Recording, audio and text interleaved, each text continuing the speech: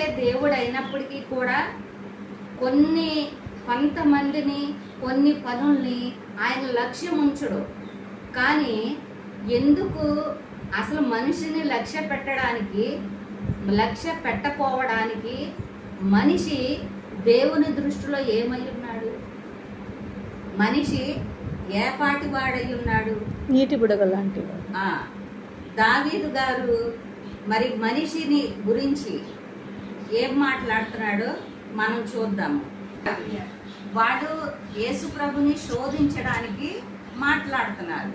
శోధించాలని చెప్పని వాళ్ళు ప్రభువుని విసిగించాలని, అవమానపరచాలని చెప్పని యేసు ప్రభుని అనేక రకాలుగా వాళ్ళు శోధిస్తున్నారు.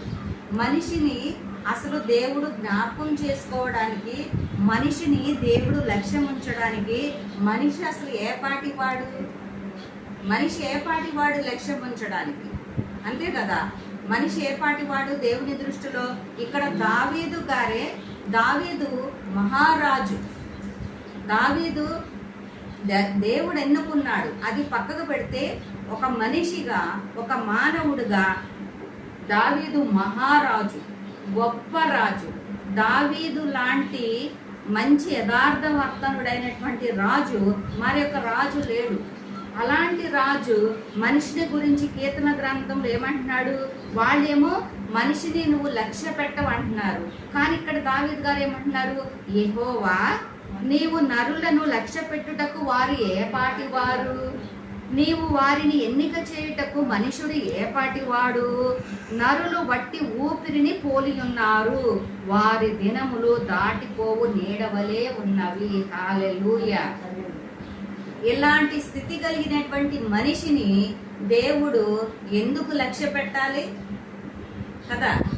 ఇలాంటి స్థితి కలిగినటువంటి మనిషిని దేవుడు ఎందుకు మరి ఎన్నిక చేయాలి? మనిషి దేనికి కూడా మట్టి బొమ్మ ఆయన చేసుకున్నాడు. మట్టి బొమ్మ, ఆ బొమ్మను ఆయనకి ఇష్టమైతే ఉంచుకుంటాడు, ఇష్టం లేకపోతే పడేసేస్తారు. ఆయన జీవవాయువే ఆయనలో మనిషిలో ఊదాడు. మరి అలాంటప్పుడు దేవుడు మనుషుల్ని ఎందుకు లక్ష్య పెట్టడు? ఇక్కడ వాళ్ళ స్థితిని బట్టి లక్ష్య పెట్టడు. కానీ ఆయనే మాట్లాడుతున్నాడు మళ్ళీ, నేను మనిషిని లక్ష్య పెట్టను అని చెప్పి. ఎందుకు లక్ష్య పెట్టడు? ఎలాంటి స్థితిలో ఉన్నప్పుడు లక్ష్య పెట్టడో ఒకటి యెషయా గ్రంథంలో మనం చూద్దాము. యెషయా గ్రంథము